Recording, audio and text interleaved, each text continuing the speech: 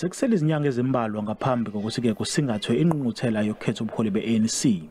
Lapha KwaZulu Natal sezikhona izinhlaka zeqembu esezizwakalise ukuthi zona zibeka ziphi iziphakamiso ngobuholi. Amalungu esigungu esiphezulu seqembu e-ANC, uDokotela Zulu Mkhize noDokotela Nkosazana Dlamini Zuma bangabanye abaholi abagaqeleke isikhundla sokuholi e-ANC.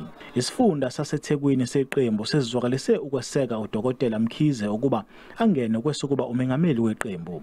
Lesifunda sithi siyabethemba ubuholi bukaMkhize yize eke wabhekana nezitolo zokungenzi kahle kwithenda eyanikezwa inkampani iDigital Vibes. These cases that take on forever to be conducted, are they real cases?